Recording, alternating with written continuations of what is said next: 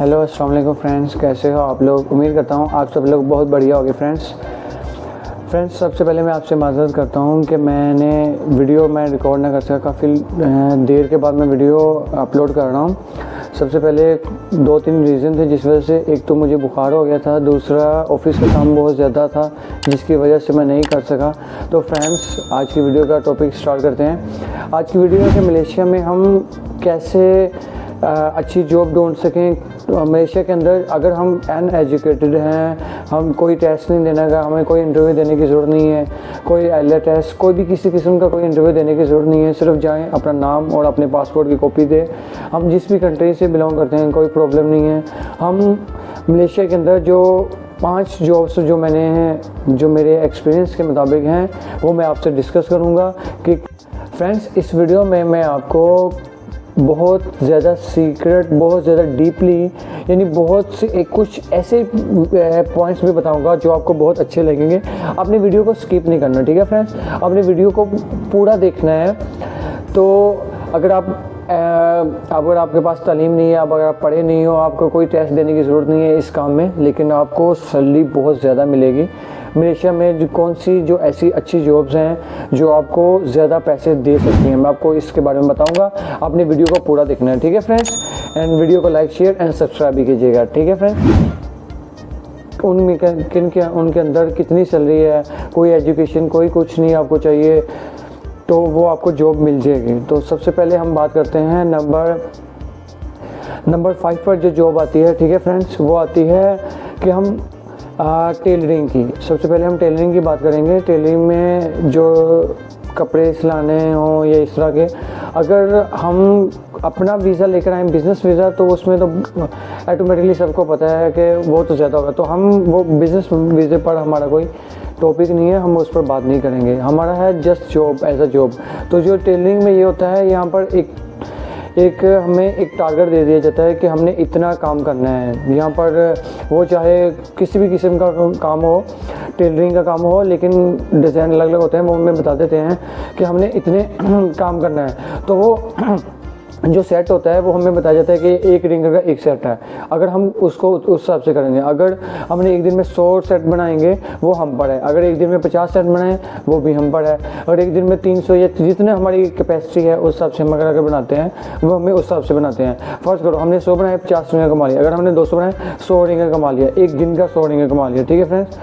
तो टेलरिंग में ये चीज़ होती है कि हमें जो हमारी जो बेसिक होती है वो हमें इस हिसाब से मिल जाती है कि हमें जिसे हम एक दूसरी ज़बान में हम ये भी बोलते हैं कि हमें ठेके के ऊपर काम मिल जाए या इस तरह का, या जॉब जो होती है वो 1800 रिंगर में यहाँ से स्टार्ट होती है और इससे बढ़ बढ़ कर हमारे 2500-3000 के करीब मिल जाती है। इसमें कंस्ट्रक्शन का बात करेंगे, ठीक है फ्रेंड्स।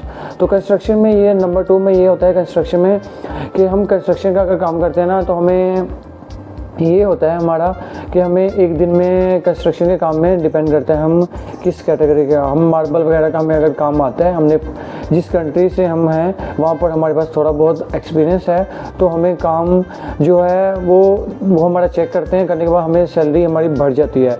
नॉर्मली जो स्टार्ट होता है ना वो 110-120 पर डे के हिसाब से होता है। तो ये इस तरह हमें मिल जाते हैं। हमें 8 से 10 घंटे का वो इतना दे देते हैं कंस्ट्रक्शन के काम में। कंस्ट्रक्शन के काम में भी बहुत ज़्यादा सैलरी होती है।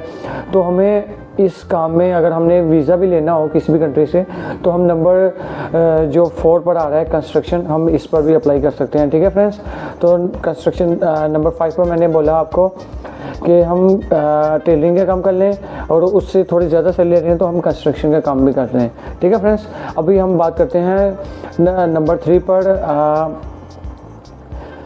फैक्ट्री वीज़े के बारे में। फैक्ट्री वीज़े में ये होता है फ्रेंड्स कि अगर हम फैक्ट्री वीज़ा ले लेते हैं तो वो हमें बेसिक थोड़ी ज़्यादा देते हैं। जो मलेशियन के गवर्नमेंट के रूल के मुताबिक, जो भी मलेशिया का जो गवर्नमेंट का रूल चल रहा है वो ये देते हैं, वो 2100 बेसिक देते हैं हमें 8 घंटों का, 8 से 8.5 घंटों का वो हमें 2100 बेसिक देते हैं, ठीक है फ्रेंड्स।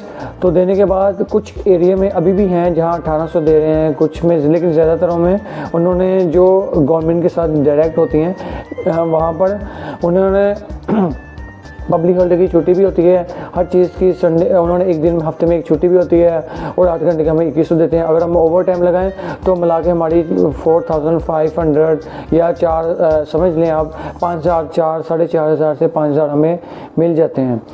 तो इस तरह हम फैक्ट्री, कोई भी फैक्ट्री का हो तो हमें, अगर हम उसका वीज़ा अप्लाई करते हैं या हम उस फैक्ट्री में जाते हैं, जाकर हम उन्हें बोलते हैं तो हमें जॉब मिल जाती है। अगर उनके पास वैकेंसी हो तो, अगर उन्होंने चाहिए वो बंदा तो वो मिल जाती है। तो ये नंबर 3 पर मैंने आपको बताया। अब मैं बात करता हूँ नंबर 2 पर, ठीक है फ्रेंड्स।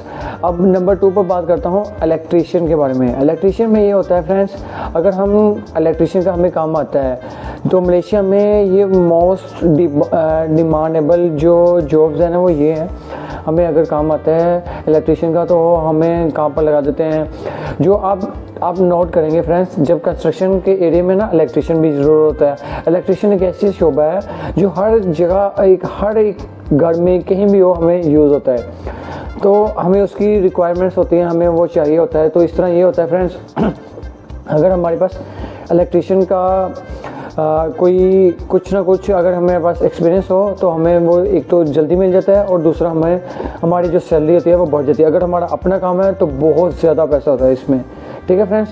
जब हमारी आस्ता आस्ता, जब हमारे वक्त गुजारने के साथ जब हम अपना काम करते हैं, हमारे कुछ कस्टमर बन जाते हैं, हम उनको, वो हमें बुलाते हैं कि भाई हमारा ये हो गया ख़राब, ये हो गया, तो हम जाके सही करते हैं। तो इस चीज़ में मैं आपको एक बात बताता हूँ कि जो इलेक्ट्रीशियन के काम में है ना, तो मोस्टली लोग ये करते हैं जिनके पास लाइसेंस हो या जिनके पास इस कैटेगरी का वीज़ा हो, वो ये करते हैं कि इसमें अपने जैसे जितना पैसा वो चाहें तो वो अपने हिसाब से वो पैसा ले लेते हैं।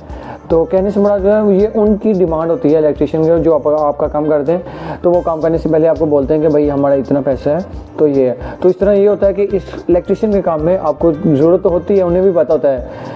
तो ज़रूरत ईजाद की माँ है, जैसे कि आप जानते हैं, ठीक है फ्रेंड्स। तो वो उन्हें काम मिल जाता है इलेक्ट्रीशियन का और वो अपना बहुत ज़्यादा पैसा कमा सकते हैं, जिसमें कुछ मेरे ऐसे इलेक्ट्रीशियन वाले दोस्त भी हैं जो 6000 या 5000 इससे प्लस ही निकालते हैं। तो अब बात करके नंबर 1 पर, जो जॉब इस वक्त जो मलेशिया में अंदर जो रिक्वायरमेंट्स होती हैं, जो चाहिए होती है, वो ये जॉब है फ्रेंड्स, वो है होटलिंग की जॉब। नंबर 1 पर जो आती है जॉब वो होटलिंग की है। उसमें ये होता है फ्रेंड्स, एक तो हमारी बेसिक 2100 में मिलती है, कुछ जगह में 1800 भी है अभी मलेशिया में, कुछ जगह में 2100 हो चुकी है। तो उसमें ये होता है फ्रेंड्स, हमारी 2100 जॉब में 2100 रुपये में हमारे 8 घंटे की हमारे मिल जाती है हमें 2100 रुपये। और 2100 रुपये में मिलने के बाद, ठीक है फ्रेंड्स, हमने 2100 की बात की अभी। तो इसमें ये होता है कि अगर हम होटलिंग का काम करते हैं तो हमें कुछ कस्टमर्स होते हैं जो हमें टिप देते हैं।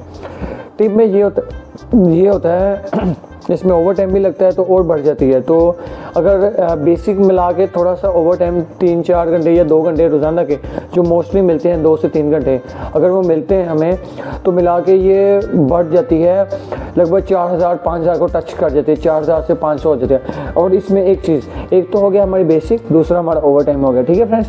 अब तीसरा होटलिंग में ये होता है कि हमें कस्टमर भी टिप देते हैं। कस्टमर जो बाज़ औक़ात हमारा ये होता है कि हमें हमारी बेसिक उतनी नहीं होती, बराबर आती, और हमारा जो ओवर टाइम होता है, इन दोनों को मिला के एक साइड में कर दिया जाए सैलरी को। और जो हमें जो कस्टमर यहाँ पर मोस्टली जो इंग्लिश कंट्री से आते हैं वो हमें बहुत ज़्यादा टिप देते हैं, या हमारे मुल्क से आते हैं जो हमारी सर्विस से बहुत खुश होते हैं, वो भी हमें बहुत ज़्यादा टिप दे देते हैं। तो इस तरह ये होता है कि हमारी सैलरी टोटल मिला के ओवर टाइम समेत हमारी उतनी नहीं आती जितनी हमारी टिप की निकल जाती। तो मिला के कुछ मेरा लास्ट टाइम अभी पिछले माह की बात है, मेरे एक दोस्त है, मैं उसका नाम नहीं लेना चाहता, तो मैं आपको बताऊं कि उसकी जो सैलरी थी वो 9000 प्लस थी, मिला के टिप को और उसकी ओवर टाइम को और उसकी बेसिक सैलरी को मिला के, तीनों को मिला के उसकी 9000 प्लस सैलरी आई थी। जो तो बात करने से मकसद यही कि फ्रेंड्स, आपको सबसे पहले अगर आपने किसी तरीके से अपने होटलिंग का वीज़ा लेना है, अगर नहीं मिलता तो आपने उससे नीचे जो मैंने अभी आपको बता दिए गए हैं, इलेक्ट्रीशियन, टेलरिंग, फैक्ट्री, कंस्ट्रक्शन, किसी किस्म का भी इसमें से वीज़ा लेना है। अगर आपको फ्रेंड्स वीडियो पसंद आई हो तो प्लीज़ इस वीडियो को लाइक, शेयर एंड सब्सक्राइब भी कीजिएगा। वीडियो में मुझे लाइक करने के लिए, मेरा हौसला बढ़ाने के लिए आपका बहुत बहुत शुक्रिया। मिलते हैं नेक्स्ट वीडियो में, ठीक है फ्रेंड्स। मैं आपको इसी मलेशियन वीज़े के रिलेटेड या ट्रैवलिंग के बारे में इस तरह की वीडियो में अपलोड करता रहूँगा कि हम किसी यूरोप कंट्री में या किसी दूसरी कंट्री में कैसे जाएं। तो फ्रेंड्स मिलते हैं नेक्स्ट वीडियो में। अपने दोस्त अहमद को दे इजाज़त। अल्लाह हाफिज़, गुड बाय।